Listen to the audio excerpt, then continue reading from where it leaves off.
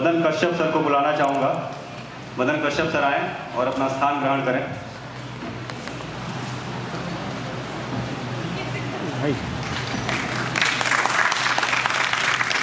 Anamika ma'am मंच पर आए और अपना स्थान ग्रहण करें।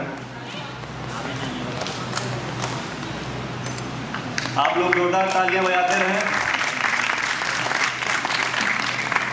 देवी प्रसाद मिश्र सर मंच पर आए और अपना स्थान ग्रहण करें।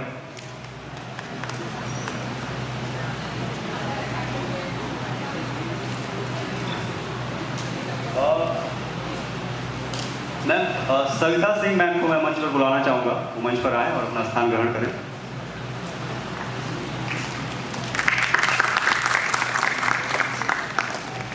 वरिष्ठ प्रोफेसर और अपने आचार्य और कवि लेखक डॉक्टर रजत रानी मीनू मैम को मैं मंच पर बुलाना चाहूँगा, वो मंच पर आए और अपना स्थान ग्रहण करें।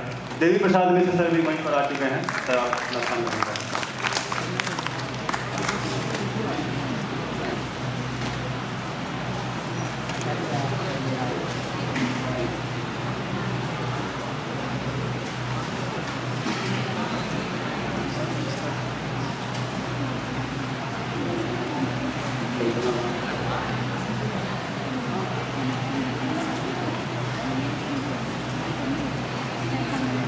मैं जितेंद्र श्रीवास्तव सर को भी मंच पर बुलाता हूँ, सर मंच पर आए और अपना स्थान ग्रहण करें।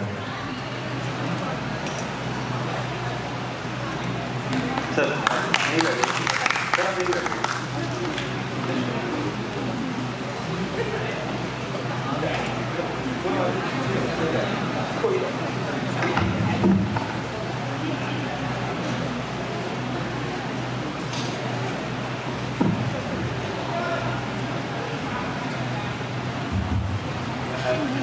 दर्शकों को प्रणाम करता हूं और मंच पर उपस्थित अपने सभी श्रेष्ठियों और कवि रचनाकारों को प्रणाम करता हूं और मैं अपने स्वयं के लिए भी मंच पर आसन ग्रहण करने की अनुमति चाहता हूं। आप सभी का धन्यवाद।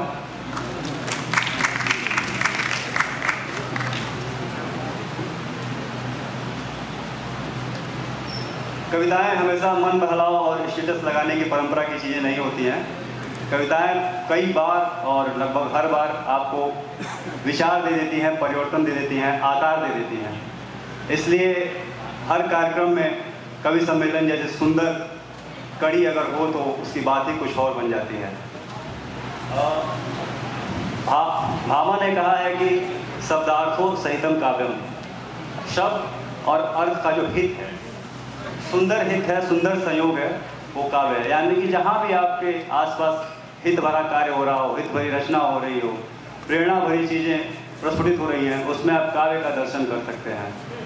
इस कड़ी में अब मैं बहुत ज़्यादा समय न लेते हुए सबसे पहले जितेंद्र श्रीवास्तव सर से आग्रह करूँगा कि वो अपनी कविताओं और अपने वाचन से हमें अनुग्रहित करें। जितेंद्र सर देवरिया से हैं, सुपरिचित कवि लेखक हैं और अब मैं सर भारत भूषण अग्रवाल सम्मान से सम्मानित भी हैं। मैं सर को मंच सपोर्ट करता हूं। धन्यवाद।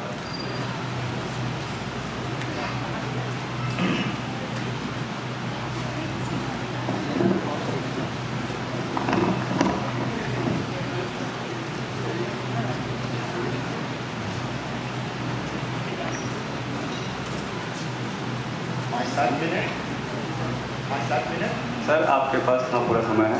पूरा समय नहीं है, बच्चों के पास भी 8 से 10 मिनट प्रत्येक वक्ता के पास है, प्रत्येक कवि के पास है।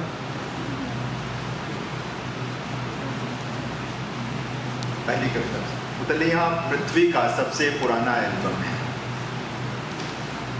जो दाग है वह हमेशा दाग रहेगा, यह सोचना ईश्वर बनने की कोशिश करना है। आज जो रंग है वह किसी क्षण किसी दिन बदल सकता है दाग में। आदमी की तरह समय भी बदलता है करवट, उसके एक करवट रंग है, एक करवट दाग।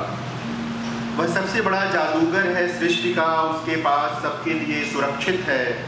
चुटकी भर रंग, चुटकी भर दाग, वह पलक झपकते रंग को दाग में और दाग को रंग में बदल देता है। सुनो पुतलियां पृथ्वी का सबसे पुराना एल्बम है। कभी किसी बुजुर्ग की आंखों में झांक कर देखना, वहाँ कई तस्वीरें होंगी रंग के दाग में और दाग के रंग में बदलने की। भूलना मत, याद रखना बेटियों, समय की तरह जीवन भी सिर्फ एक करवट नहीं सोता।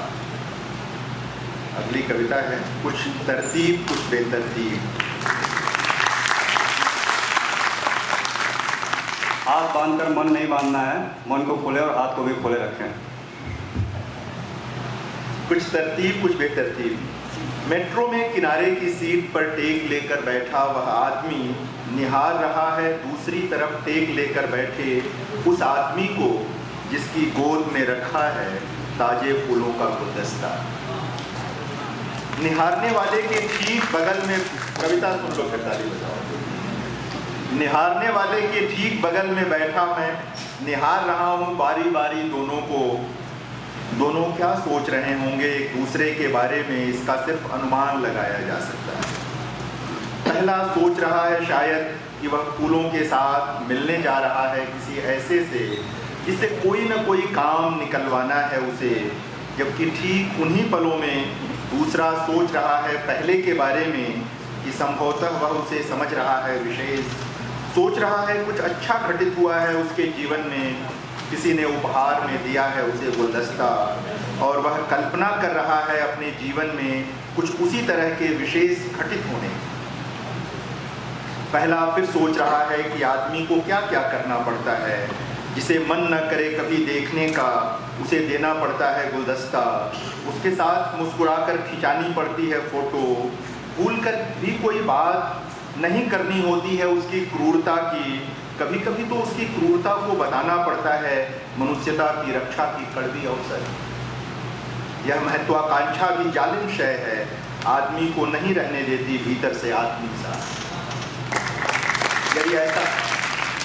यदि ऐसा न होता तो यह चमाचम चमक रहा आदमी मन में अंधेरा लिए क्यों झुकने जाता किसी की चौखट पर। यदि जाना ही पड़ता कभी उधर वो जाता थूकने, या कहता मुहावरे में मैं तो उधर पेशाब करने भी नहीं जाता। दूसरा फिर सोच रहा है पहले के बारे में, वह भीतर ही भीतर द्रवित हो रहा है उसके लिए। आखिर कल वह भी तो उसी की तरह निहार रहा था उस व्यक्ति को जिसके हाथ में बंगाली मार्केट की मिठाई का एक बड़ा सा डिब्बा था, जिसे वह बार बार संभाल रहा था और सोच रहा था कुछ तरतीब कुछ बेतरतीब। अभी अभी मेरे मन में भी उठा है एक विचार उसके हाथों में गुलदस्ता देखकर कि शायद आज लौट रही हो उसकी पत्नी, कदाचित एक दीर्घ अंतराल के बाद दूसरे शहर की अपनी नौकरी से, और वह जा रहा हो उसे लेने स्टेशन कि जिसने उसकी ज़िंदगी को भर दिया खुशबुओं से, आज वह उसका स्वागत करे फूलों को। इधर अचानक दोनों की निगाहें मिल गई हैं और एक दूसरे को देखकर कुछ झेंपते हुए मुस्कुरा उठे हैं वे। मेट्रो का अगला स्टेशन आ गया है। पहला अभी बैठा है झेंपा हुआ सा, दूसरा गुलदस्ता संभाले बढ़ गया है गेट की तरफ। दूसरी कविता सुनाता हूँ आप लोगों को। गांव का दक्षिण हो गया है आखिरी आदमी। इसमें मिर्जा गालिब की पंक्तियां आएंगी आखिर में। बिल्कुल मौसम बदल रहा है, गांव में सुगबुगाहट है चुनाव की, अब प्रधानी में बहुत पैसा। खड़ंजा हो, बांध हो, बाढ़ हो, अकाल हो, प्रधान की पौ बारह रहती है। अभी दफ्तरों में टंगती हैं महात्मा गांधी और डॉक्टर अंबेडकर की तस्वीरें, पर कोई ताकना भी नहीं चाहता महात्मा गांधी के आखिरी आदमी की तरफ, डॉक्टर अंबेडकर के सपनों की तरफ। इन दिनों लोकतंत्र में गांव का दक्षिण हो गया है आखिरी आदमी। पिछली बार 5 लोग मारे गए थे मेरे गांव में प्रधानी के चुनाव में, निकलने ही नहीं दिया था जबरों ने दलितों को उनकी बस्ती से, उनके वोट खा गए थे वे सरकारी योजनाओं की तरह।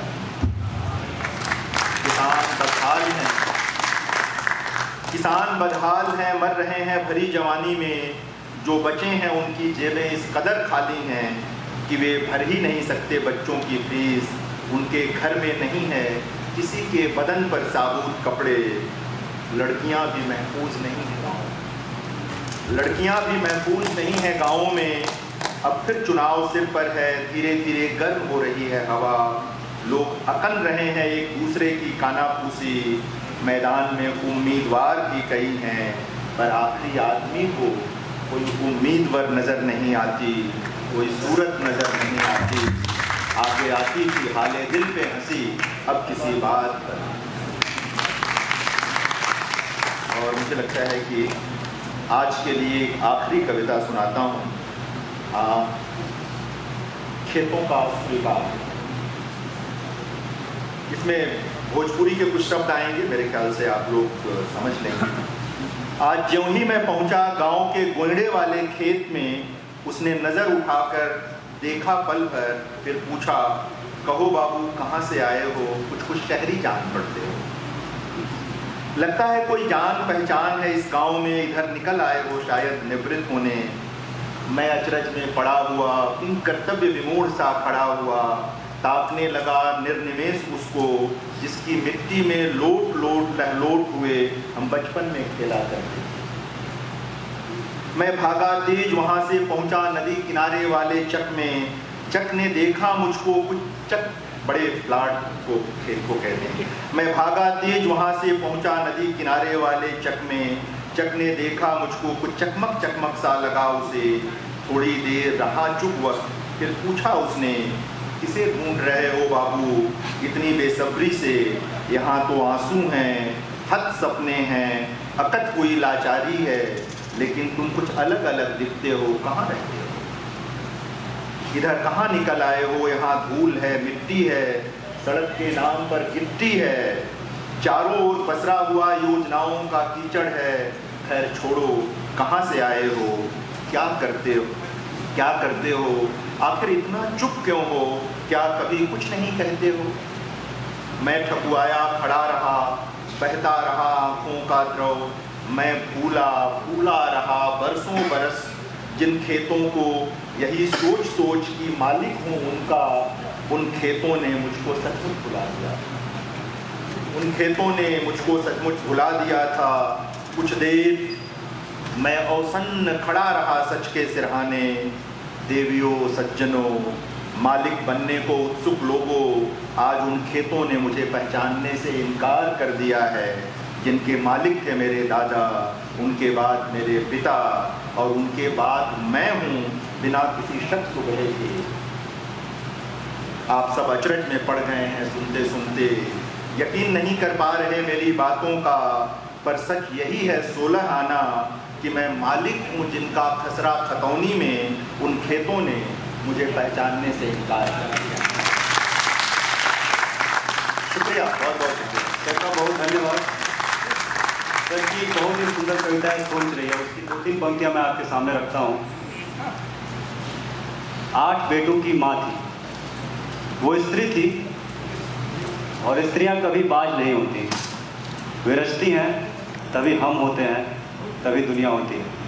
ये कविता उसका हिस्सा मैंने सोचा आपके सामने रखूं, जितेंद्र सर की कविता थी। अब मैं मंच पर रजत रानी मीनू मैम को बुलाना चाहता हूँ।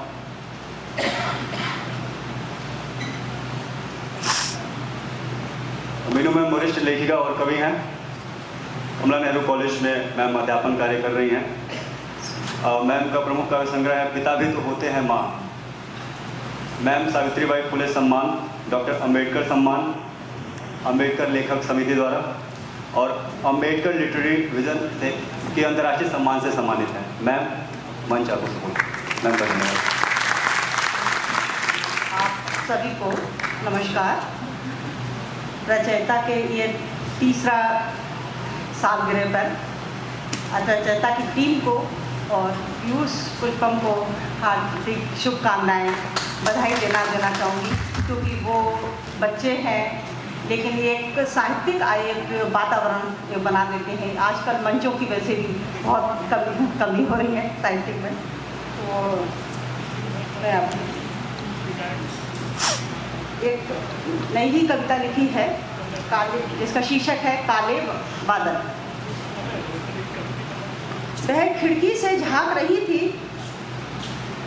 इसको वर्तमान में करते हैं। वह खिड़की से झांक रही है बाहर के उस मौसम को, कैसे उमड़ घुमड़ और गरज रहे हैं काले काले बादल, मंडरा रहे हैं इधर से उधर, डरा रही हैं आसमानी बिजलियाँ। अपनी कड़कती चमकती आवाज़ों से घबराहट से सबके चेहरे मुरझा रहे हैं। इस बार ये किसी को ना छोड़ेंगे। गरजे थे उस बार भी बिजली गिरी थी उस गांव में, उस शहर में फला फला जगह तबाही की चर्चाएं फैली हुई थीं चारों ओर। सब लहूलुहान हुए थे, कुछ काले बादलों के डर से मर गए थे, कुछ बिजली ने मार दिए थे। इस बार किसकी बारी है, ये सोचकर सब भयभीत थे। इन दिनों काले बादलों का गरजना, बिजली का चमकना कुछ ज़्यादा बढ़ गया था। मौसम बेमौसम बादल गरजते थे, बिजली चमकती थी, लोगों पर कहर बरपाती थी। ये दहशत भर नहीं थी। कुछ लोग साक्ष हुए थे, कुछ ने सुने थे बिजली की तबाही के किस्से। लोग भुक्तभोगी बनना नहीं चाहते थे, कहीं हम भी चपेट में ना आ जाएं, इसी डर से कुछ भाग गए थे एरिया छोड़कर। कुछ बादलों में घर बसाने की सोच रहे थे, कुछ ने काले बादलों को अपना आशियाना बना लिया था। डर का जो दौर था।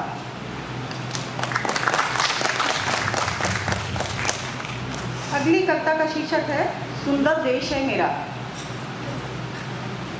सुंदर देश है मेरा, मैं भी रहना चाहती हूँ अपने देश की तरह सुंदर। मगर मुझे याद आती है ओम प्रकाश वाल्मीकि की कविता ठाकुर का कुआं। याद आते हैं उसमें उठाए गए सवाल, मेरा क्या, गांव, शहर, देश। मुझे याद आता है 25 चौका 150 कहानी में उदीप के पिता का ठगा हुआ चेहरा। उसमें लिपटी हुई सैकड़ों वर्षों की जातीय भेदभाव से भरी हुई यातनाएं और षड्यंत्र। मुझे याद आता है पिटता हुआ उस युवक का चेहरा जो जा रहा था अपनी मोटरसाइकिल से कॉलेज, साफ कपड़े पहनकर, बालों में तेल लगाकर पिटने का कारण बना। तेरी इतनी हिम्मत, तू मोटरसाइकिल पर चढ़ेगा तो हमारे बच्चे काय पर चढ़ेंगे। मुझे याद आता है संगीनों के साए में दलित दूल्हे को घोड़ी पर चढ़ना। मौजूद बारातियों के चेहरे पर फैला आतंक कब है।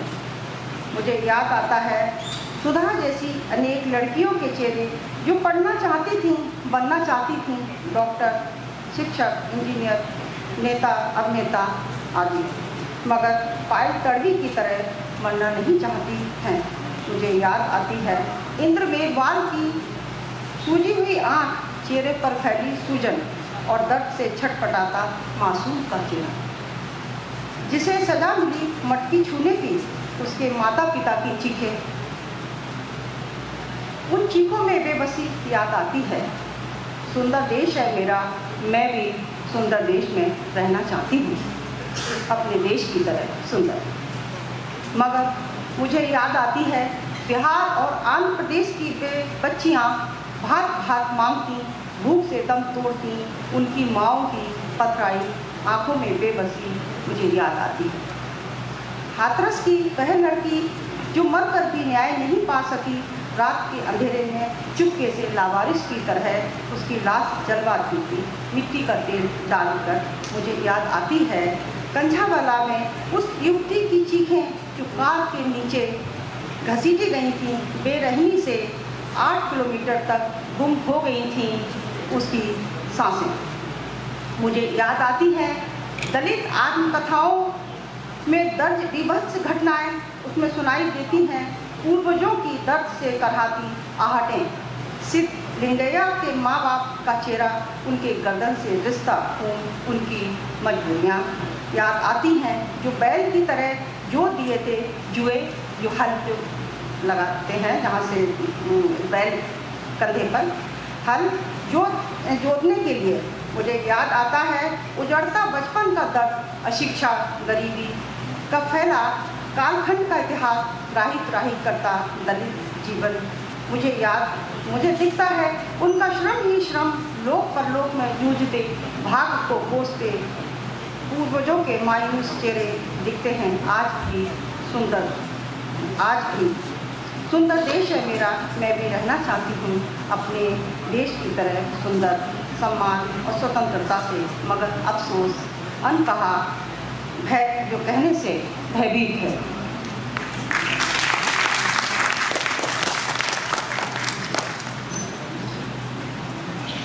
एक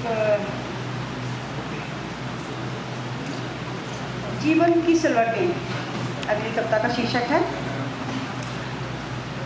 दलित स्त्री अपनी जिंदगी पर पड़ी सिलवटों को कभी हटाना चाहती है तो कभी छुपाना चाहती है, मगर सिलवटें हैं कि मिटने का नाम नहीं लेती।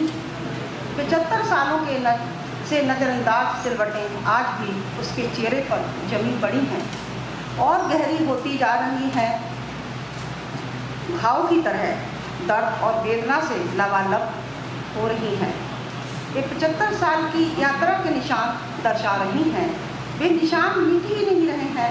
कभी धोती में पैबंद लगाकर, कभी चुन्नटों के बीच पर उन सिलवटों को छिपाने की कोशिश करती है और होती है नाकाम बार। कभी बच्चे की छन्नी बनी बनियान को छिपाती है शर्ट के नीचे, कभी घर आए मेहमान को खाना खिला देती है पकवान बनाकर सीमित साधनों में, पर बच्चों को खिलाती है सूखी रोटियां डांट डपट कर पिछले कोने में छिपाकर। खुद खाती है चटनी से सबके बाद बचा कुचा रूखा सूखा दलित स्त्री। आज़ादी के अमृत महोत्सव का पान करके जीवन की सिलवटों को संभाल रही है, निशानों को मिटा रही है, जुगत में रहती है हर दम वह, मगर उसकी ज़िंदगी की उधड़न बढ़ती ही जा रही है। सिलवटें भी कम ही हो रही हैं, जितना छुपाओ जितना मिटाओ और गहराती जा रही हैं वे। हाथ में तिरंगा झंडा भारत माता की जय नारे गूंज रहे हैं, मुट्ठियाँ तनी हुई हैं भारत की दलित माता की, मगर सिलवटें पड़ी हुई हैं उसकी ज़िंदगी और चेहरे पर।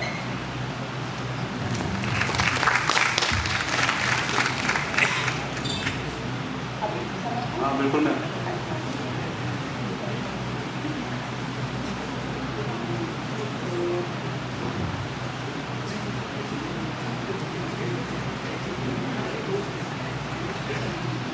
बड़ी कविता सुनाऊं से एक छोटा सा थोड़ा सा कुछ लाइन है।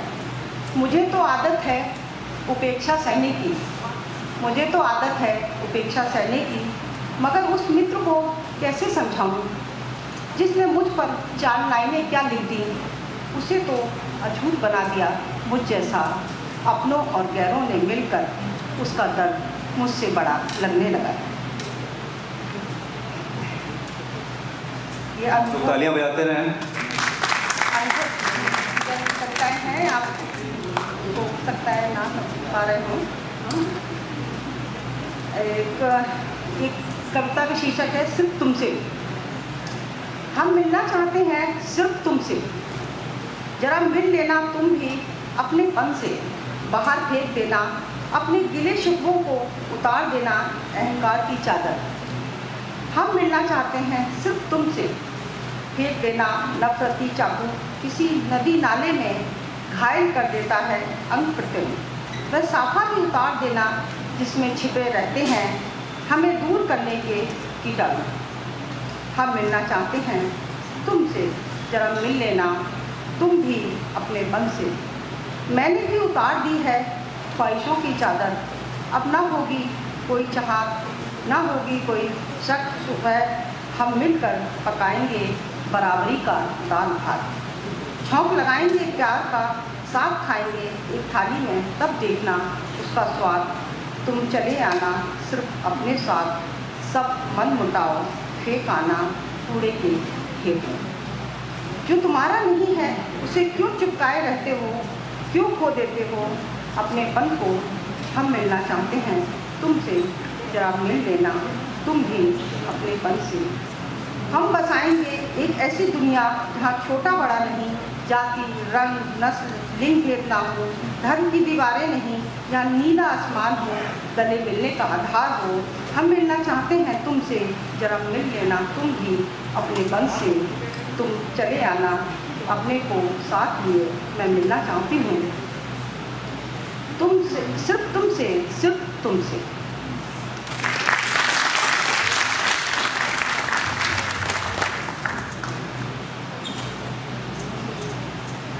बस एक अद्भुत कविता आप काश तुम भी, अलग अलग इसके अर्थ हो सकते हैं, जैसे मिलना चाहते हैं तुमसे था।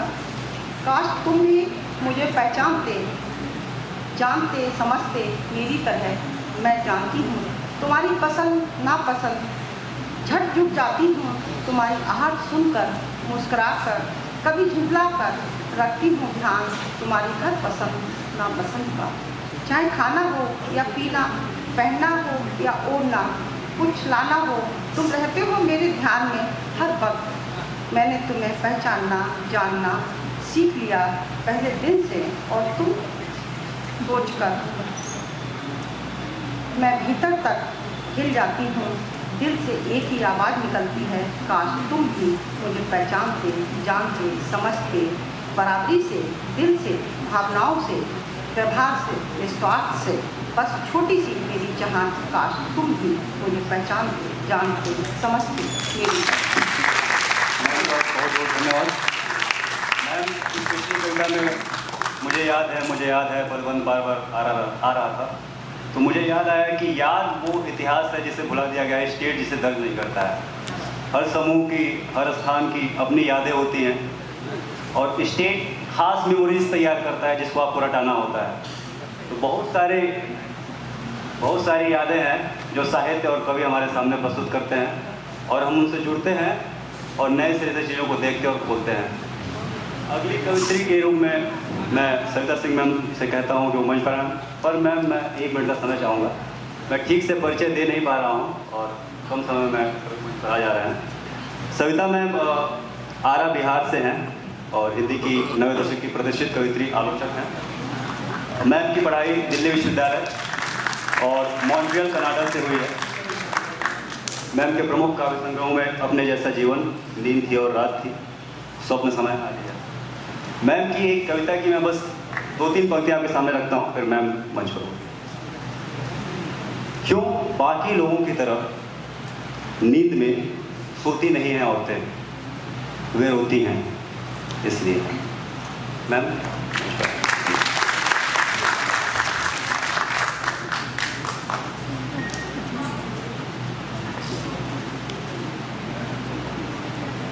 पहले तो मैं रचयिता की संयोजकों, जो कि हज़ारों में हैं, उन सबों को बहुत बहुत प्यार भेजती हूँ।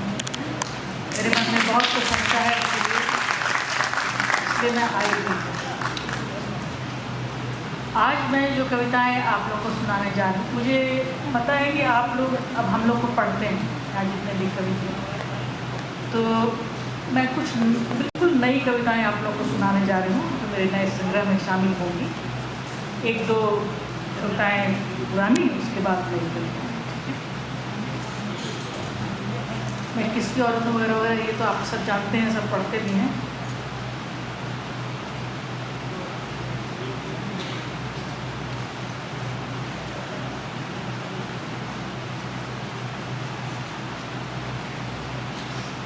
एक कविता है,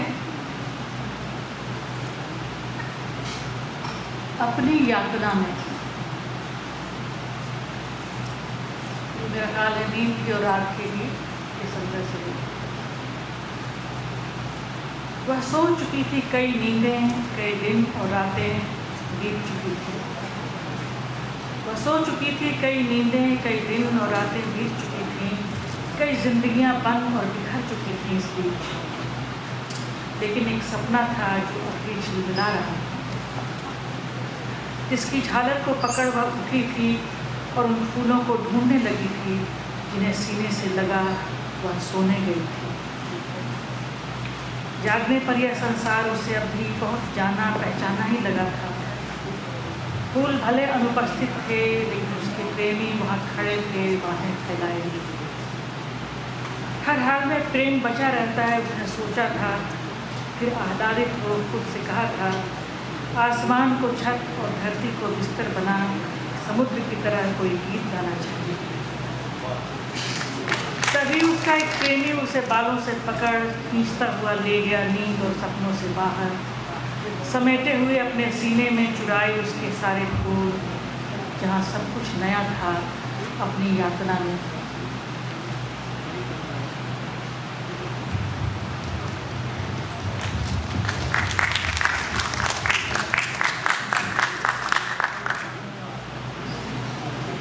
एक कविता है, दर्पण सी हंसी।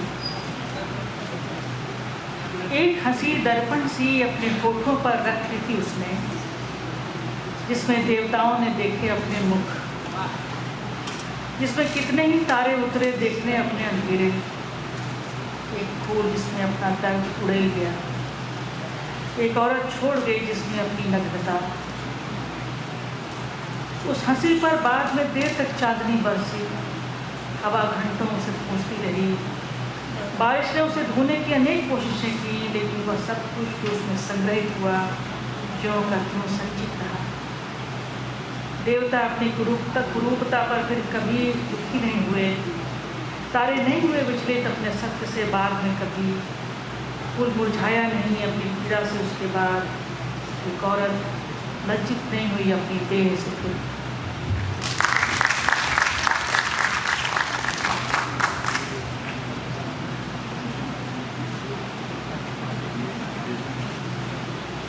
एक कविता है, जहाँ मेरा देश था। फेमिनिस्ट राइटिंग सिर्फ विमेन के बारे में नहीं, औरतों के बारे में नहीं, देश, समाज, कल्पना, इतिहास, यूटोपिया, सबके बारे में। जहाँ मेरा देश था। कुछ दिनों पहले जहाँ एक राह थी, अब वहाँ एक दीवार है। थी जहाँ हमारी इच्छाएं, वहाँ लालच है सिर्फ। कामना थी जहाँ लहराती वासना है, जहाँ खुशी थी दुख की गहरी छाया है। जहाँ सारा साहस था वहाँ गजब की लाचारी है।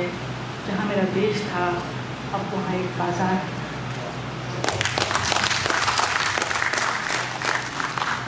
वहाँ उस पेड़ पर बैठा पखेरू जैसा दिखता है जो वह असल में कुछ और है।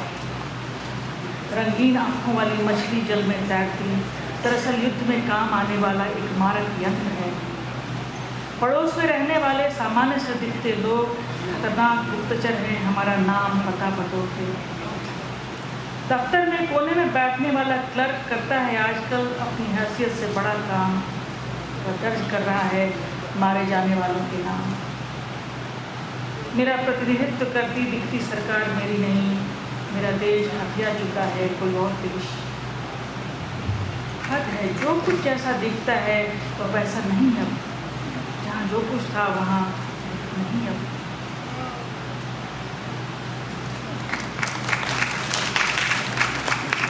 अब मैं आप लोग साथ में बिल्कुल नहीं करता। जब एक स्त्री प्रकृति की तरफ मुड़ गई,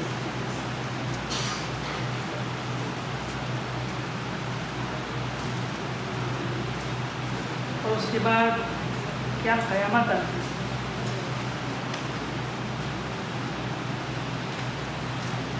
क़यामत तो मैम जब जब स्त्री कहीं मूर्ति आ ही जाती है। क़यामत, ऐसी क़यामत।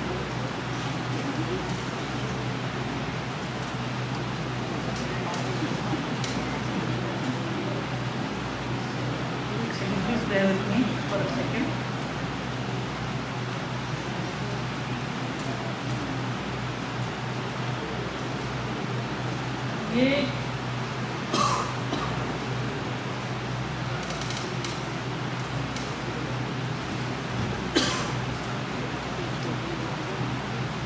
ये कविता है प्रेम के बारे में। बहुत सभी लोग कहते हैं स्त्री के लिए प्रेम क्या है, और ये जिम्मेदारी भी हम ही लोगों पर है कि बताएं ये क्या है। फिर धीरे धीरे क़यामत की शुरुआत हो गई होगी आप लोग के भीतर। एक प्रेम में ही थे कई और प्रेम, एक हृदय में उतने ही कोष। एक वृक्ष में लगते हैं कितने ही फल, एक पत्ते के हरे के अलावा और कितने रंग। कितनी बातों में होती है कोई एक बात, जिसके समझ में आने के बाद सब कुछ बदल जाता है। आज की शाम को ही लें, कई मायनों में यह अकेली शाम है, जिसमें ठीक से बैठी कोई स्त्री लिख रही है एक कविता। उसके आसपास न कोई देवता है, न पूर्वज, न कोई पुरुष, न कोई दूसरा पुरुष, मगर मनुष्यता ही है, इसके बिना कहाँ कुछ भी बैठा है। उसकी कविता है प्रेम में रुकना। बहुत ज़रूरी होता है।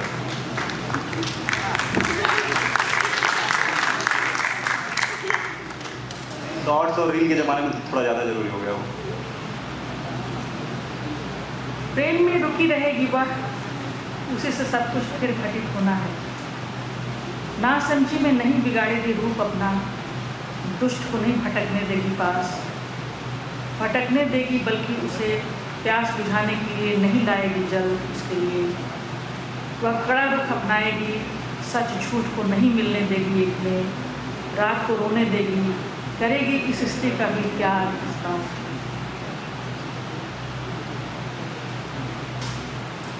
पूरी हो गई है और केवल लड़कियों को नहीं रुकना है भाई। मैम ने कहा कि वैसे लड़कों और कविताएं सुनाऊंगी। लड़कों तो को जब मैंने आपको कहा था कि जब हम इस तरह इधर का रुख करते हैं तो इतनी सत्ता फिर कैसे हम पर हिंसा लाद देती है। हमारा कहीं जाना भी इतना आसान नहीं है, तरफ जाना चाहते हैं। यह क्या आजकल प्रकृति की ओर थी एक स्त्री, पेड़ों की ओर, उन लताओं के समीप जिन्हें लिपटना आता है, आलिंगन में ठहरना।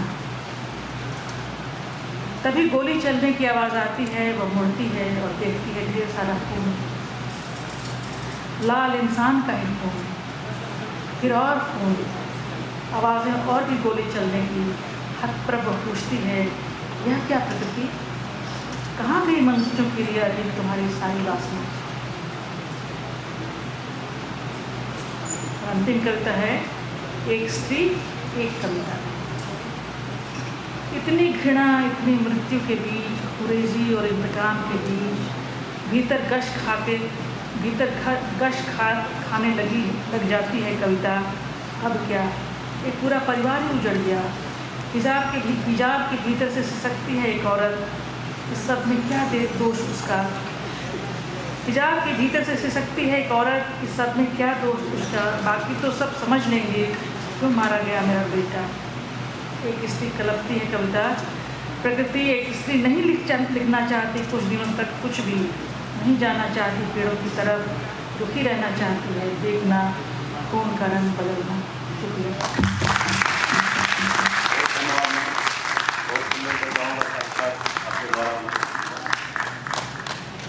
अब मैं अनामिका मैम से गुजारिश करूंगा कि वो मंच पर आएँ और हमें अपना कीमती समय दें, क्योंकि कीमती कविताओं का पाठ हम उनके सुमुख से सुनूंगी। और मैम के बारे में बहुत कुछ बताने की ज़रूरत नहीं है। मैं ये सब नहीं कहना चाहूँगा कि साहित्य अकादमी पुरस्कार से मैम सम्मानित हैं और तमाम सारी बातें हैं। मैम के काव्य पाठ से पहले बस मैं एक छोटी सी बात कहूँगा जो मुझे अचानक से याद आई। 2018 में मैंने एक अखबार में पढ़ा था कि ब्रिटिश पार्लियामेंट में कोई बिल आया जो साहित्य और लिटरेचर से संबंधित था। उसमें कहा गया कि man have much time to stay and stare for what, obviously for poetry and arts. तो जो दुनिया का सबसे डिजिटल तेज भागता हुआ मशीनी देश है या फिर उन देशों में से एक है, उसकी ये स्थिति है। तो हमें भी उस तरफ अपना रुख करना चाहिए, बनाए रखना चाहिए और इन बातों को सोचते सोचते हम मैम के कारोबार को सुनेंगे। धन्यवाद। एक छोटी सी कविता से शुरुआत करती हूँ और आप सब ने कविता को अपने जीवन में जगह दी, इतनी बड़ी जगह दी। ध्वनि और रस का संसार आपके भीतर हमेशा ऊर्ध्वबाहु रहे और दिए की तरह ऊर्ध्वमुखी। पहली कविता है, छोटी सी है, हाशिया। हाशिया ही सबसे बड़ा है बरामदा पन्ने का। जिन शब्दों की छूट जाती है गाड़ी, वे अपना झोला समेट कर जरा ऊँघ लेने की जगह यहीं पाते हैं। प्लेटफॉर्म है हाशिया, थोड़ा सा हाशिया कपड़ों में छोड़ता है दर्जी, उम्मीद में कि कुछ तो बड़े होंगे बच्चे कपड़ों के फटने के पहले। रेल की पटरियों का हो, पन्नों का या सड़क का, हाशिया जो है अपना दरअसल है एक प्यारा सा सपना, चौहद्दियाँ लांघ जाने का, सांचों में अट नहीं पाने का।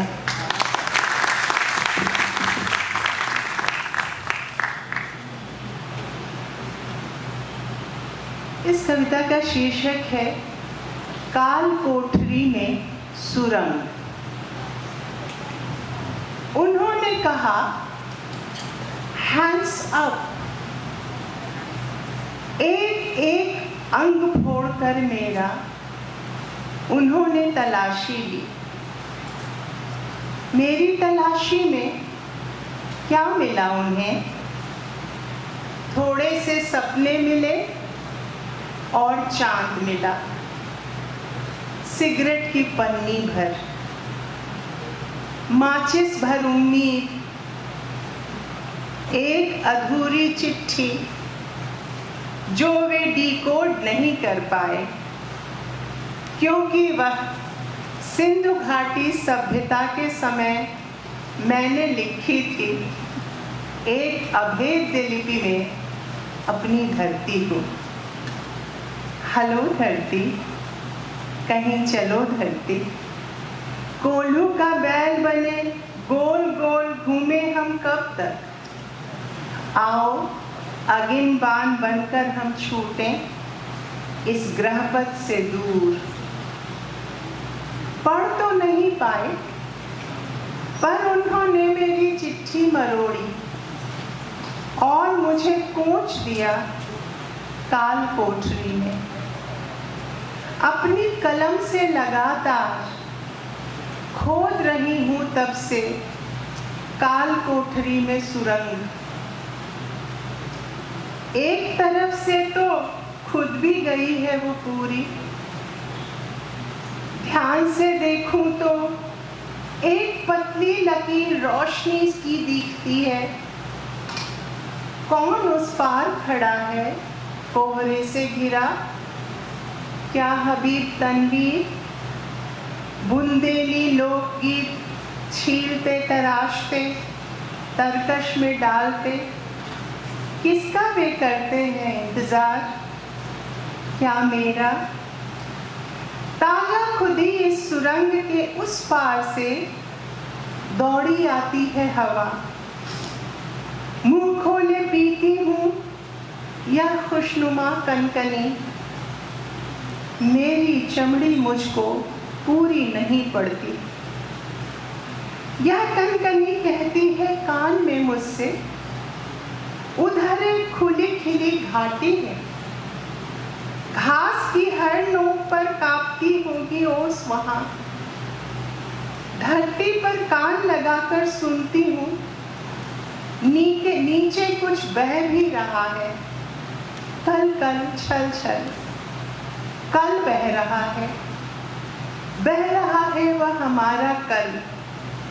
कल कल छल छल में छल भंवर सी बना लेगा, कल ही बस बह पाएगा। धरती के भीतर के भी छुपे हुए सोते हैं, छुपा हुआ सोता है एक पुरनिया सपना मेरे भी भीतर। होता है, ऐसा भी होता है कभी कभी, कभी कभी बंदूक की नोक पर भी आ जाती है झपकी। जैसे कि म्यूजियम के तोप के खुले हुए जबड़े में चिड़िया बना लेती है घोंसला। युद्ध में टूट गिरे गज घंट के भीतर रक्त कीच में लिपटे अंडे दरक जाते हैं। बाहर निकल आते हैं शाद्वल पक्षी। नन्हे पंखों की हलचल से गज घंट जाता है डोल। जीवन निनाद से किलक उठती है मौत की बस्ती।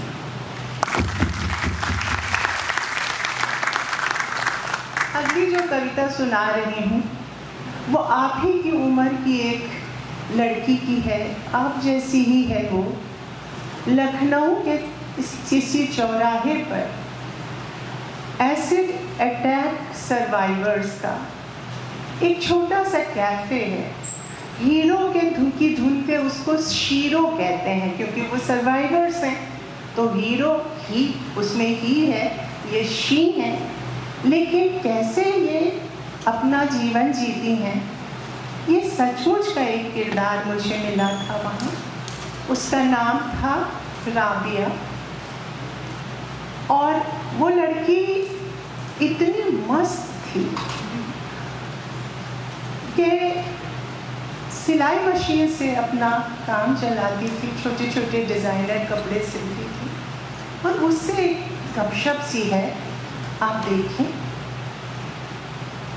थोड़ा मारा रोए, बहुत मारा सोए, और सोकर तो ताज़ा दम हो ही जाती है। यह औरत की जात हंस देती है और बढ़ जाती है आगे। आयोडेक्स मलिए, काम पे चलिए।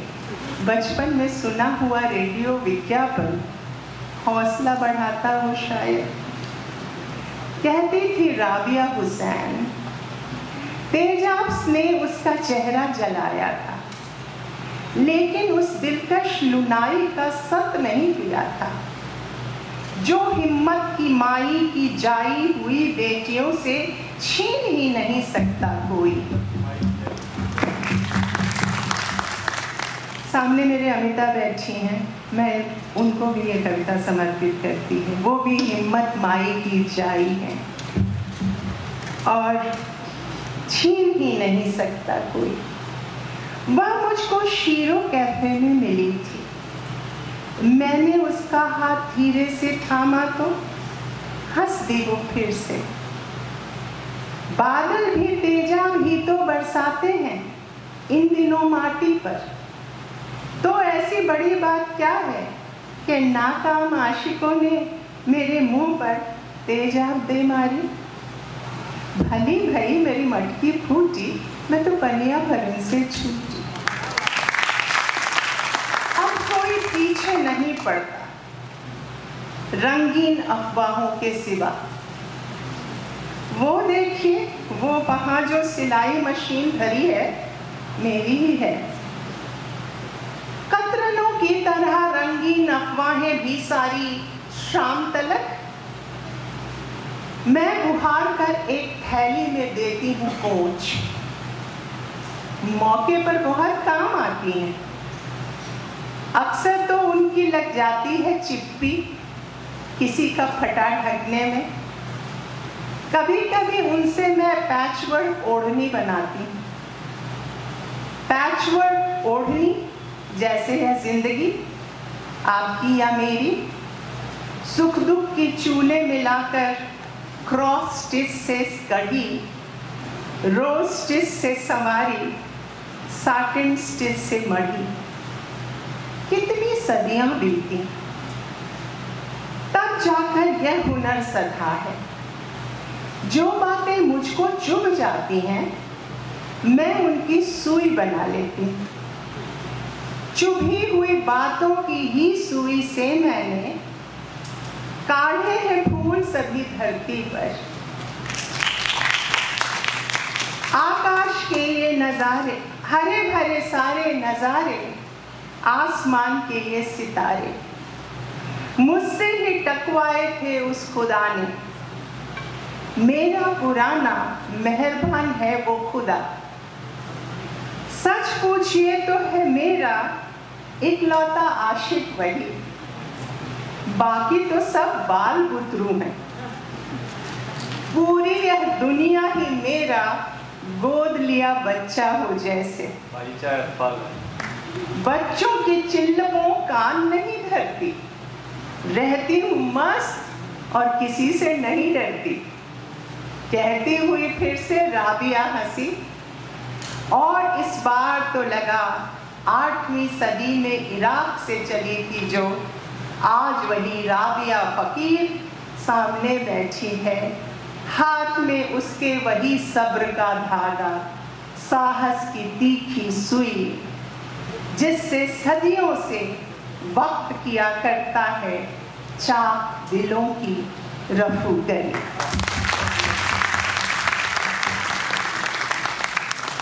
आप जैसी छोटी छोटी बच्चियों से अक्सर मेरी गपशप होती है, लड़कियों से।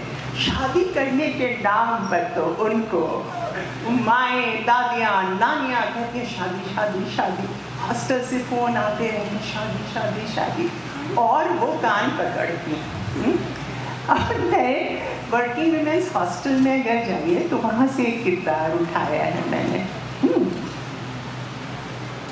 इसका शीर्षक है जो लड़कियां अनब्याही रह जाती हैं और कहीं काम करती हैं तो क्यों। ऐसी एक मस्त लड़की, अनब्याही औरतें। मायरी मैं कासे कहूँ पीर अपनी जिया की मायरी, जब भी सुनती हूँ मैं गीत आपका मीरा भाई, सोच में पड़ जाती हूँ वो क्या था जो माँ से भी आपको कहते नहीं बनता था। हालांकि संबोधन गीतों का अक्सर वह होती थी। वर्किंग विमेंस हॉस्टल के पिछवाड़े का ढाबा, 10 बरस का छोटू प्यालियां धोता चमकाता, जाने क्या सोचकर उस खटारा टेप पर बार बार यही वाला गीत आपका बजाता है। लक्षण तो है उसमें, क्या वह भी मनमोहन पुरुष बनेगा, किसी नई मीरा का मनचीता, अड़ियल नहीं जरा मीठा। वर्किंग विमेंस हॉस्टल की हम सब औरतें ढूंढती ही रह गईं कोई ऐसा जिसे देख मन में जगे प्रेम का हौसला। लोग मिले पर कैसे कैसे, ज्ञानी नहीं पंडिताऊ, वफादार नहीं दुम हिलाऊ, साहसी नहीं केवल झगड़ालू, दृढ़ प्रतिज्ञ कहाँ सिर्फ जिद्दी, प्रभावी नहीं सिर्फ हावी, दोस्त नहीं मालिक, सामाजिक नहीं सिर्फ एकांत धीर, धार्मिक नहीं केवल कट्टर, कटकटाकर हरदम ही पड़ते थे वे अपने उन प्रतिपक्षियों पर, प्रतिपक्षी जो आखिर पक्षी ही थे। उनसे ही थे उनके नुचे हुए पंख और चोंच घायल। ऐसों से क्या खाकर हम करते प्यार, सो अपनी वरमाला अपनी ही चोटी में गूंथी और कहा खुद से एको हम बहुत श्याम। वो देखो वो प्याले धोता वो नन्हा घनश्याम। मैं सोचती हूँ कि ये नन्हा घनश्याम आप सबके भीतर, नवल पुरुषों के भीतर हो। वो देखो वो प्याले धोता वो नन्हा घनश्याम। आत्मा की कोख भी एक होती है ना। तो धारण करते हैं इस नई सृष्टि की हम कल्पना, जहाँ ज्ञान संज्ञान हुआ करे, साहस सद्भावना।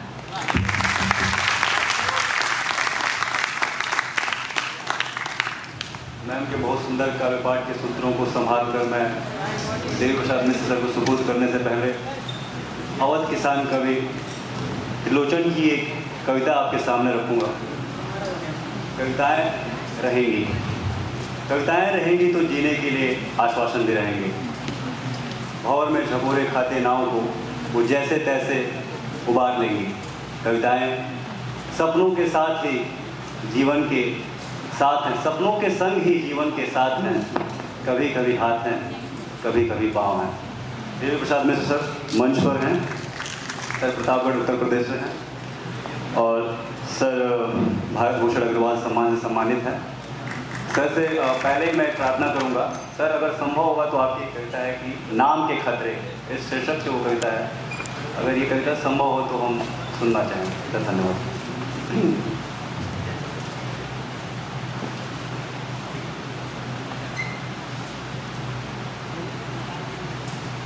ये फरवरी नाम की कविता है जिसके 4 हिस्से हैं। मैं 2 हिस्से सुनाऊंगा, वो स्वायत्त हैं अपने आप में। युवा होने के खतरों से मैं दूर आ गया हूँ, लेकिन नसों में कितनी ही फरवरियों का खून बह रहा है। फरवरी से बेहतर महीना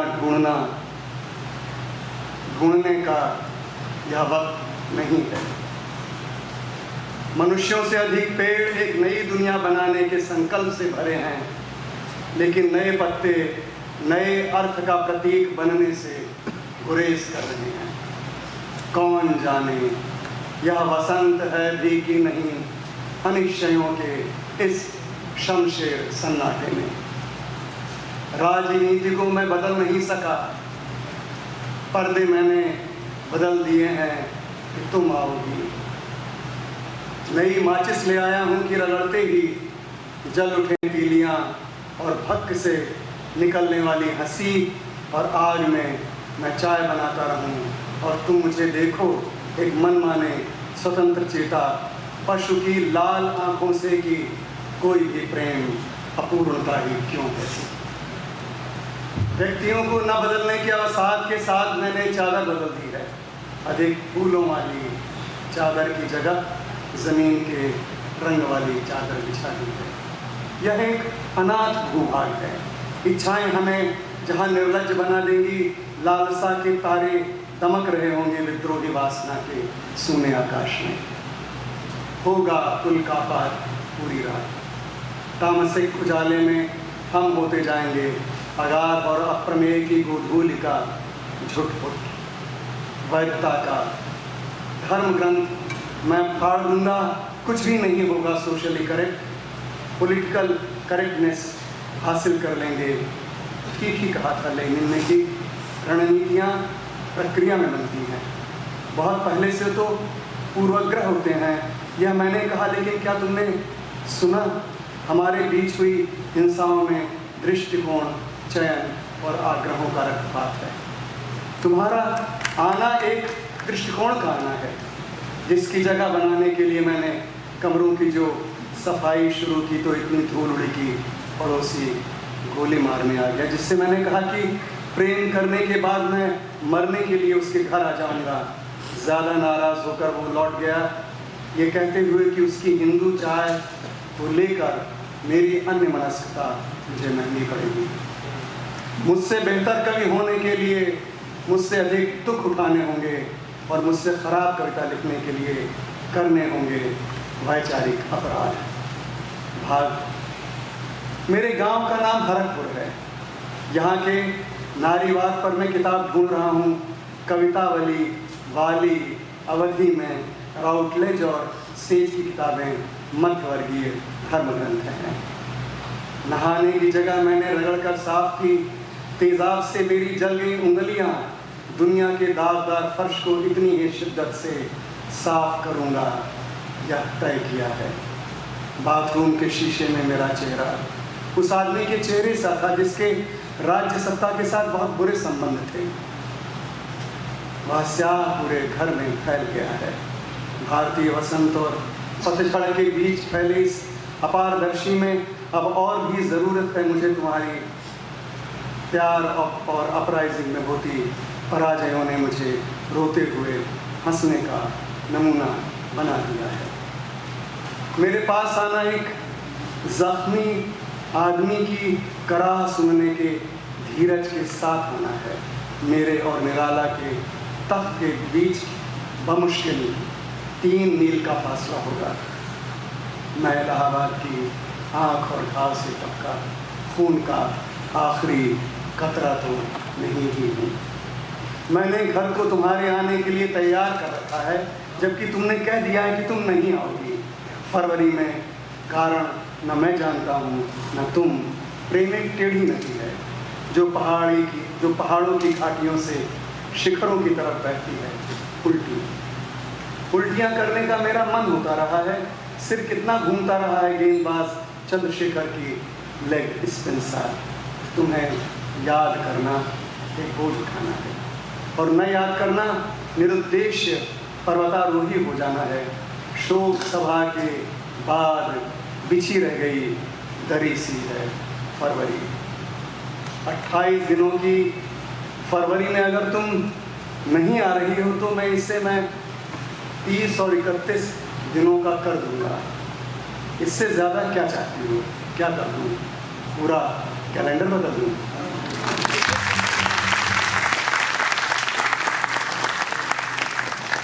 फरवरी 2। मैं तुम्हें विचलित करने के लिए कहता हूँ कि तुम अविश्वसनीय हो, इसलिए उत्तेजक हो। तुम कहती हो कि 3 साल पुराना प्रेम 1.5 क्विंटल राख है। प्रेम के फायरप्लेस में अब संस्मरणों की सूखी लकड़ियाँ जलती हैं। जलाने के लिए तुम्हारी चिट्ठियाँ नहीं हैं मेरे पास, तुम्हारी आवाज़ है और उसके अपरिमित संस्करण जो मुझे पहाड़ों की तरह घेरे रहते हैं और ऐन छत को छूकर गुजरते हवाई जहाज की तरह गुजरते हैं। राख के नीचे दंत कथाओं वाली आग है। यह बता पाना मुश्किल है कि तुम्हें याद करना वृत्त में घूमना है या एक दीवार को छूकर दूसरी दीवार तक जाना है। तुम्हारी स्मृति कारावास है या आभासीय आवासीयता का अनोखा आसमान। हम अलगाव के उजाड़ तुगलकाबाद में घूम रहे हैं। हमने गणतंत्र दिवस पर एक दूसरे से स्वतंत्र होने का अभिनय किया, 2 राष्ट्र बना लिए और एक कटीली फेंस डाल दी बीच में, और जल्दबाजी में हम एक दूसरे का संविधान उठा लाए। इतना दुख था कि जैसे प्रेम में घायलों की आखिरी प्रजाति थे हम, और आसक्ति की संस्कृति में कई बार मरने के क्रम का पहला मरना। हमारी स्वायत्तता अब हमारा अकेलापन है। मालूम है आधुनिकता अपारगम्य कला है। तुम्हारी तरफ जाने वाला रास्ता और मेरी तरफ आने वाली पगडंडी इस बात की मिसाल है कि हमने सरल को समाधान नहीं माना। मंगलेश के साथ हिंदी के हर सरल वाक्य की मृत्यु हो गई क्या? तुम्हारा फोन नहीं आ रहा। 21वीं सदी के पहले चतुर्थांश का यह अहमवाद है जिसमें स्त्री बोहेमियन हो सकती है। मेरे पास हजारों साल पुराना पुरुष होने का नियंत्रक अहंकार है जो एकनिष्ठ होने का नाट्य कर सकता है और जो एकाधिकार की दार्शनिकता को अभिपुष्ट कर सकता है। मोबाइल एक ब्लैक बोर्ड की तरह खाली है जहाँ नहीं चमकता तुम्हारे संदेश का लाल तारा। व्हाट्सएप हरे चौकोर घास के मैदान सा निर्जन है। यह डूबने के लिए झुका हुआ जहाज है, पूरा नहीं ध्वस्त है आधा जला बंदरगाह। भूख के उदाहरणों से भरे शहर में प्रेम छीन लिया गया, जैसे थाली हटा ली जाती है बुभुक्ष के सामने से। क्या प्रेम सेक्स के रनवे तक पहुंचने की खड़ंजा वाली मनरेगा रोड भर है? मुझसे जो चाहती थी नहीं मिला तुम्हें, चाहता था तुमसे जो नहीं मिला मुझे। इस अधूरे कामकाज को बीच में छोड़कर हम अलग न हुए होते तो अपूर्णताएं हमें नींद विहीन बनाए रखती हैं। सो जाना सामंती हरकत है। कवि और प्रेमी दोनों जागते और रोते हैं। तुमसे अलग होने का दुख पूछता रहा है कि क्यों खत्म होता है आरंभ। वह चाहता है कि लौट आए उस पहले वाक्य की उदाग्रता, उस दूसरे वाक्य की उसास, उस तीसरे वाक्य का धैर्य, उस 9वें वाक्य की असहमति, उस 13वें वाक्य का विषण, और जो इस निरुपाय हट से भरा है कि फरवरी के फर में उड़ती धूप के पर्दे पर उसकी कथा फिल्म देखी जाए, निस्सहायता परिभाषित हो और पारस्परिकता के नष्ट होने को एक बड़ी त्रासदी माना जाए। वह प्यार का एकेश्वरवाद था, पत्थरों की उपासना के वैविध्य से भरा बहुदेववाद। पत्थर के सनम तुझे हमने मोहब्बत का खुदा माना। एक फैलते हुए रेस्तरां में एक मेज और आमने सामने रखी खून खाई 2 कुर्सियां संवादों के आखिरी नमूने हैं। उच्च स्थानीय 1% के पास 40% और आखिरी 50% के पास 30% परिसंपत्ति है और यही हमारी केंद्रीय विपत्ति है। यह कहकर हमने एक दूसरे को कॉमरेड कहा और फिर कभी बात न करने का फैसला किया। रेनेसां की बजाय हमारे पास धार्मिक छिछोरापन है। गाय बचाने की पाशविकता और मनुष्यमान का सल्फास और नागरिकता का मुंह चमकाने की फिटकरी और हर साल कला और साहित्य के लिए दिए गए पुरस्कारों का कई टन तांबा, टीन और लक्कड़ जले हुए प्रेम के पुस्तकालय के नालंदा के उजाड़ में खड़े हैं। पत्तों के वस्त्र पहनकर मैं जंगल की तरफ जा रहा हूँ।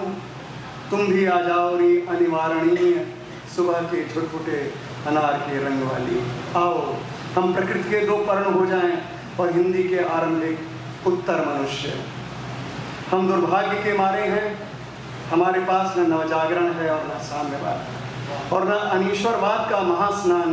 एक डग प्रधानमंत्री और एक धक पूंजीपति के बीच हम क्रांति में न मरने का जेनेटिक डिजाइन और वंशानुगत इंसेस्टुअस मतदाता होने की हेडलाइन है। भारतीय लोकतंत्र में इच्छाओं का प्रतिनिधित्व नहीं आसान। क्या अपराधी ही सरकारें बनाते हैं मेरी जान। बहुत धन्यवाद। सुधीर कविता ने अपनी पूरी सुधीर परंपरा को हमारे सामने जिंदा कर दिया है। मुझे कबीर, तुलसी, मीरो, गालिब, निराला, मुक्तिबोध, द्रौपदी, सहाय, फिराक गोरखपुरी, रघुवीर सहाय, अदम गोंडी सब याद आ रहे थे। अदम गोंडी साहब का एक शेर है कि इस नई सदी ने हमको क्या दिया, सेक्स की रंगीनियाँ और गोलियाँ सल्फास की। वो बात मुझे याद आ रही थी। कबीर ने कहा कि दुखिया दास कबीर है, जागे और रोए, वो बात मुझे याद आ रही थी। सर ने कहा कि मुझसे बेहतर कवि होने के लिए आपको मुझसे ज़्यादा दुख उठाने होंगे। फिर मुझे मीर याद आए कि दर्द व गम कितने किए जम्मा तो मैंने दीवान किया। बहुत सारी चीज़ें याद आ रही हैं, आप सबको याद आ रही होंगी, पर समय हमारे पास सीमित है। अब अपने मैं कार्यक्रम की अंतिम कड़ी में मदन कश्यप सर को मंच पर बुलाने से पहले 2 मिनट का समय लूँगा। आप थोड़ा सा इंतजार कीजिए। मैं सर का परिचय और अपनी बात रखता हूँ। नहीं, मुझे बस सब यानी बेहतर से चालन करना है। मैं कविताएं नहीं लिखता हूँ। सर भर्तृहरि हरि ने कहा था कि आप हमारे भर्तृहरि हरि ने 3 लिखे, उसमें उन्होंने कहा कि आप आ रहे काव्य संसारे कविरे व प्रजापति। हम सब अपनी अपनी दुनिया में जो भी रचते हैं उसके हम प्रजापति होते हैं, ब्रह्म होते हैं। इसलिए हमारे पास निर्णय लेने का अधिकार होता है और रचने का अधिकार होता है। और जब एक साहित्यिक और विज्ञ व्यक्ति, वो स्त्री हो या फिर पुरुष, मतलब लैंगिक भेद से हम आगे बढ़ के देखें, जब वो कुछ रचता है तो बहुत सुंदर रचता है और विचार को नए सिरे से जोड़ देता है, मोड़ देता है और हमें फिर से प्रभावित करता है। इसलिए कवियों को सुनना, फिर से नया होना है, फिर से तरोताज़ा होना है, बोर्डम से ऊपर उठना है। ऐसे में ये काव्य पाठ, ये श्रृंखला हमारे लिए बहुत महत्वपूर्ण रहती है। और फिर मुझे वो बात याद आती है जब ब्रिटिश पार्लियामेंट में कहा गया कि man must have time to stay and stare. तो इस क्रम में मैं सर को मंच पर बुलाना चाहूँगा। सर आप मंच पर आएँ और हमें अपनी कविताओं से अनुग्रहित करें। धन्यवाद।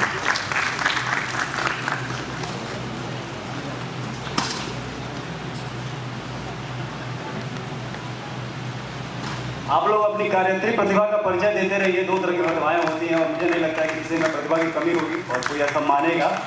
तो भावक और पाठक के पास, श्रोता के पास कार्यत्री प्रतिभा होती है। आप तालियां बजाते रहें। सर मंच पर आ गए, सर का स्वागत करें।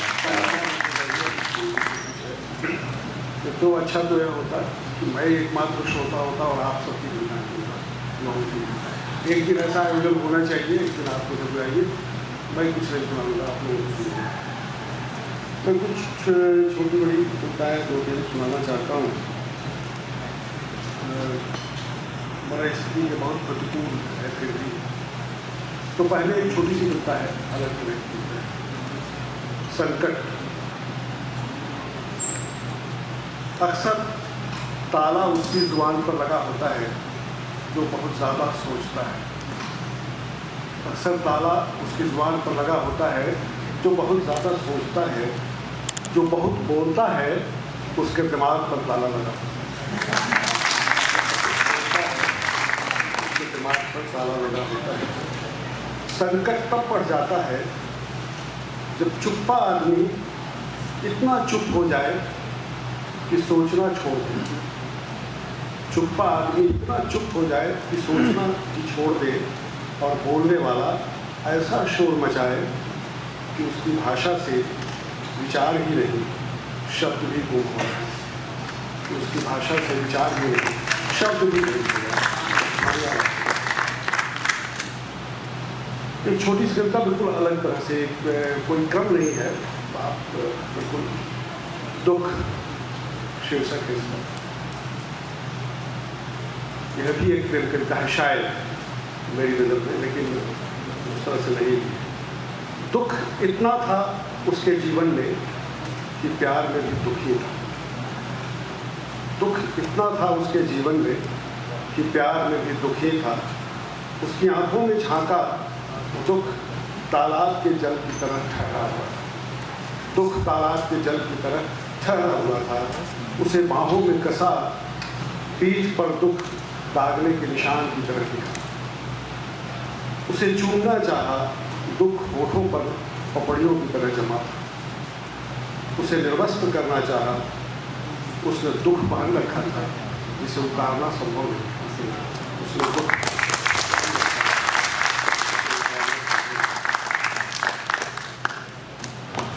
आप बता दीजिएगा कि अब तो मैं अंतिम जब जाने की इच्छा हो, लेकिन वैसे मैं ज़्यादा समय नहीं दूंगा, लेकिन जितना दूंगा उससे भी कम कर सकता हूँ आप लोगों की इच्छा से। एक कविता थोड़ी पुरानी कविता है। जब मैं आप लोगों की तरह युवा था तो और भी कविताएँ लिखी होगी, लेकिन मैं माँ के बारे में उस समय जो कविता लिखी थी, क्योंकि मेरी माँ का निधन हो गया था बचपन में ही, तो उस स्मृति पर तो माँ को याद करते हुए। और क्या था माँ के पास? बस एक सांवला चेहरा। और क्या था माँ के पास? बस एक सांवला चेहरा, उम्मीदों को दुलार से पालने वाली बड़ी बड़ी आंखें। उम्मीदों को दुलार से पालने वाली बड़ी बड़ी आंखें और ढेर सारे की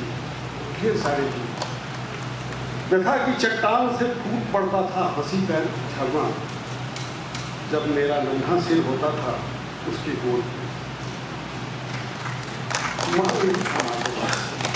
महल नहीं था माँ के पास, पर गीत थे कोठे तालियों, गीत थे कोठे तालियों के, गीत थे सोने की थाली के, 56 व्यंजनों के, रेशमी परिधानों के।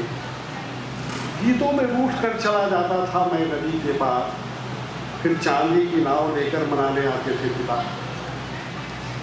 सोने का मुकुट होता था मेरे सिर पर, चंदन की पाटी पर दिखता था मैं मोती से अक्षर। कभी नहीं होते थे मेरे नंगे पाँव गीतों में, कभी नहीं होते थे मेरे नंगे पाँव गीतों में। गीतों में होती थी मेरी एक पृथ्वी पूरी की पूरी। मेरा बिल्कुल अपना तारामंडल होता था, लाखों सितारों से जगमगा रही होती थी मेरी आकाश गंगा। मेरा एक सागर होता था जिसकी असंख्य लहरें सुर में सुर मिलाकर गा रही होती थी। मेरे सभी किलों के द्वार खुले होते थे, मेरे सारे मंदिरों की घंटियाँ बज रही होती थी। गीतों में नहीं कांपते थे मेरे पाँव किसी को देखकर, आमने सामने कांप जाते हैं, गीतों में नहीं। गीतों में नहीं कांपते थे मेरे पाँव किसी को देखकर, राक्षस को मारकर राजकुमारी से ब्याह कर लेता था मैं, ले आता था ढेर सारा धन रंगून से।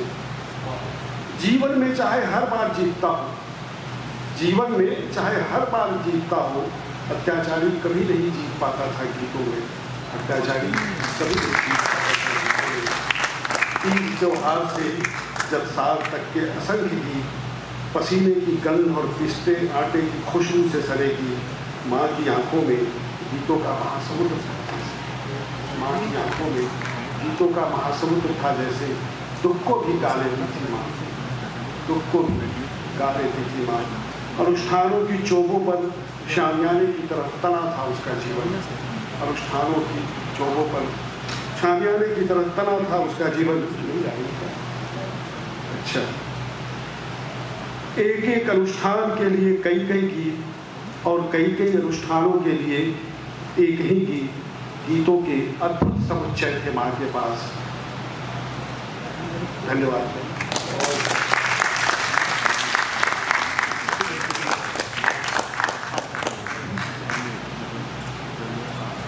एक इधर की कविता है, बहुत नहीं है, भी नहीं है, क्योंकि 6-8 महीने से तो मैं कुछ लिख ही नहीं पाया।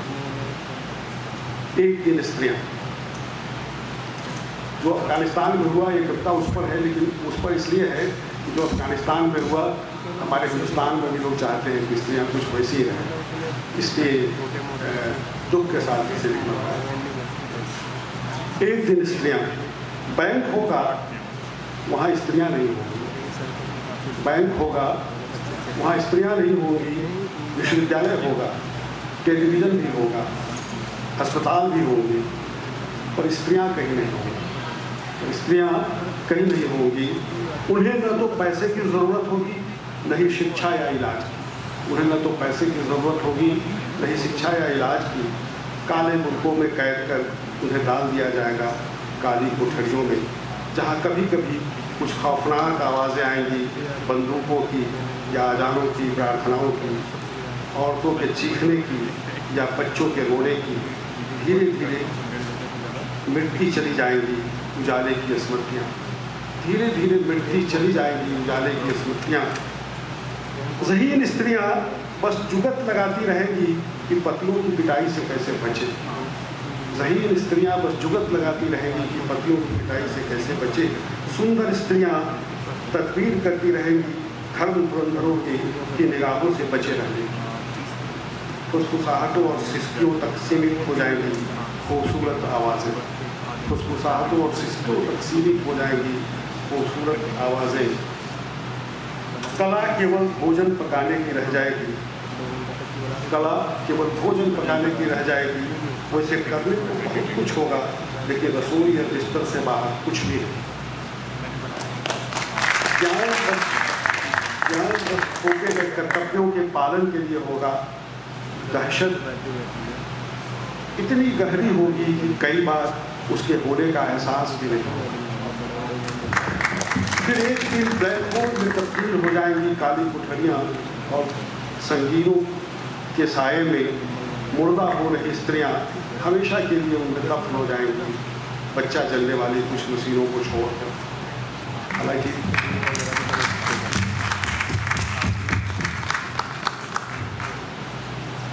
निराशा यथार्थ नहीं है और मैं यहाँ समाप्त तो नहीं करना चाहता हूँ, तो आखिरी कविता या आखिरी से पहले की एक कविता सुना रहा हूँ कि सब कुछ खत्म नहीं होगा, देश भी खत्म नहीं होगा, इसको खत्म करने की तमाम कोशिश, सब कुछ होना बचा रहेगा, तब भी बचा रहेगा यह देश,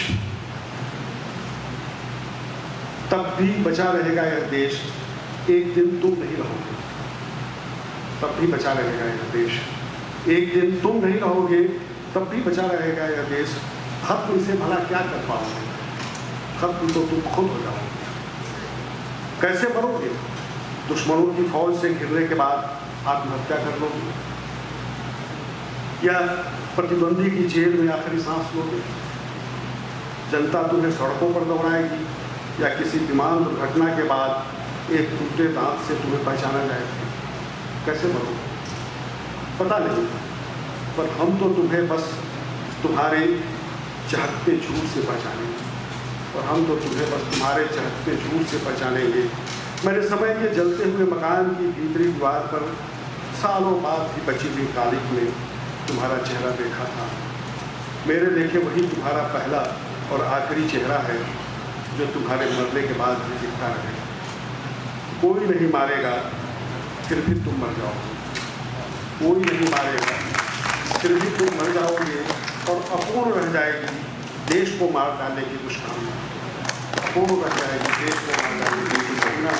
बचा रहेगा यह देश तब भी, बचा रहेगा यह देश तब भी, भले ही थोड़ा आहत, किंचित टूटा फूटा, कुछ कुछ हल्कान और लहूहान, लेकिन थमेगी नहीं देश की सांस, थमेगी नहीं देश की सांस।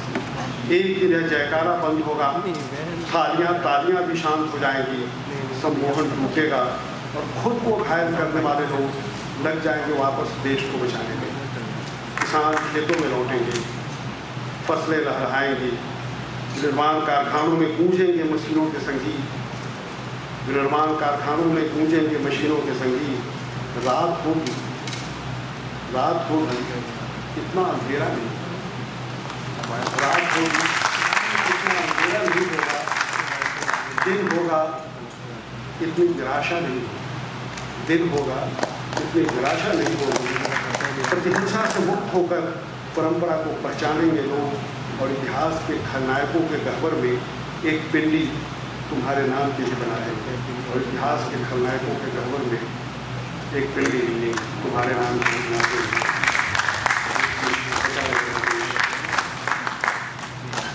और अंतिम कविता एक छोटी सी सुना रहा हूँ मैं। कोरोना काल की जो कविताएँ, प्राय आपने बहुत सारी कविताएँ देखी होगी, पढ़ी होगी, तो उससे बिल्कुल अलग तरह की है।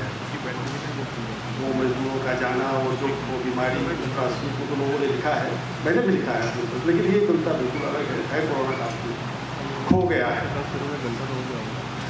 नदी भी है और गांव भी है, बस खाक कहीं खो गया है। नदी भी है और गांव भी है, बस खाक कहीं खो गया है।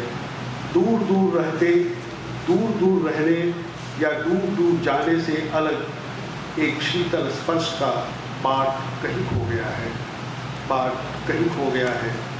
लहरें उठ रही हैं, सघन छायाएं भी वृक्ष की हैं, लहरें उठ रही हैं, सघन छायाएं भी वृक्ष की हैं। खाटें बिछी हैं, नावें बंधी हैं, बस हलचल जीवन की कहीं दूर दूर तक नहीं है, बस हलचल जीवन की कहीं दूर दूर तक नहीं है। बिना जिसके समय का ठाठ कहीं खो गया है, बिना जिसके समय का ठाठ कहीं खो गया है। नदी भी है और गांव भी है, बस ठाठ कहीं खो गया है। बहुत बहुत धन्यवाद सर। कविता से मुझे जावेद जी का एक शेर याद आया कि वो जो ख्वाब था अब मिल गया है, और जो खो गई है वो चीज़ क्या है। अब मैं कार्यक्रम की अंतिम कड़ी में अपने सभी सम्मानित वरिष्ठ कवियों, कलाकारों को अपनी टीम की तरफ से कृतज्ञता ज्ञापित करना चाहता हूँ। सबसे पहले मैं जितेंद्र सर के प्रति जितेंद्र सर के प्रति कृतज्ञता ज्ञापन के लिए मंच पर बुलाना चाहूँगा आदिश को। आदिश आए और सर के प्रति हमारी टीम की ओर से कृतज्ञता ज्ञापित करें।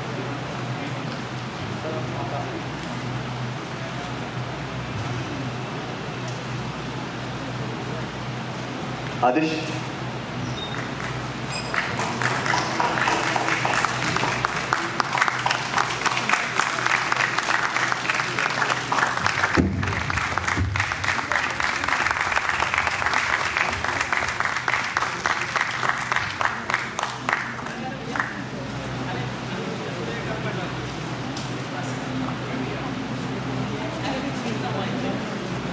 रानी मीनू मैम, मुस्कान आप मंच पर आए।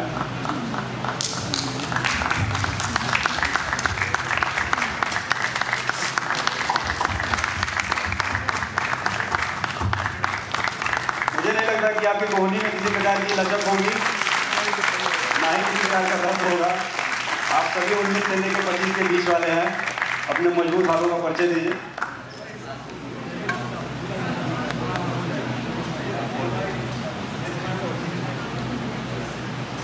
सविता सिंह मैम, आप प्लीज मंच पर आइए।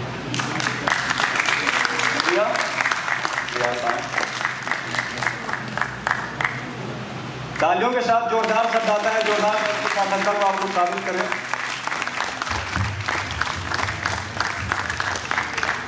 ये तालियां आपके प्रेम को जाहिर करने का एक बहुत ही सुंदर तरीका है।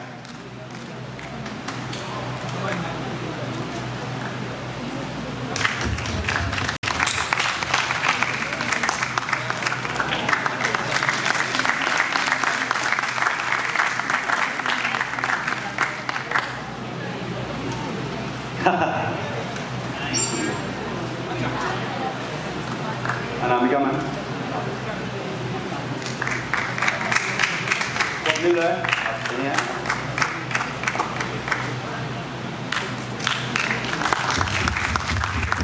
अरे भाई मैं पीछे होता तो 3 लोगों की ताली का अकेले बजाता।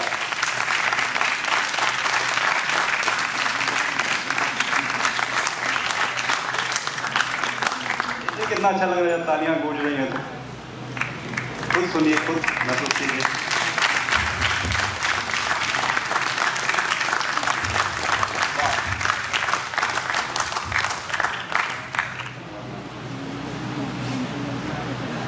देवी प्रसाद सर,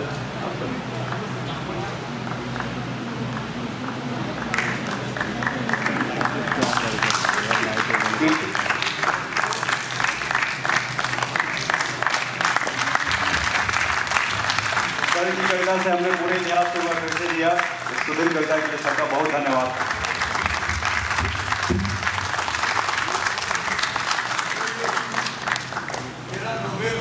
अरे वाह सर,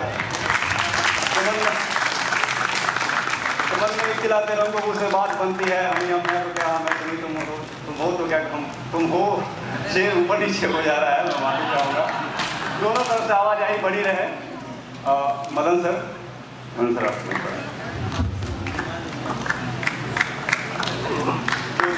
ज्योति आप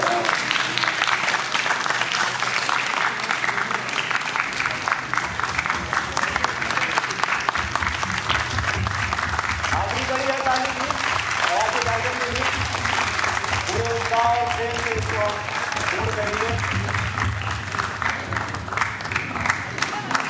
अभी कभी कलाकारों और अपना प्रेम और अपना सम्मान जारी करेंगे। धन्यवाद। हाँ,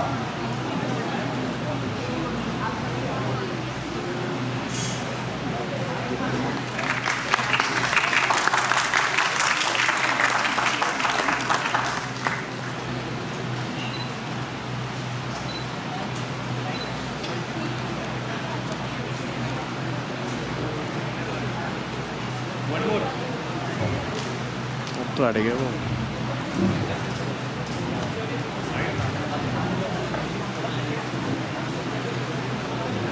किसी का भी झोला किसी और के हाथ में नहीं पकड़ाना है। किसी और की टोपी किसी और के सर चली जाएगी। आप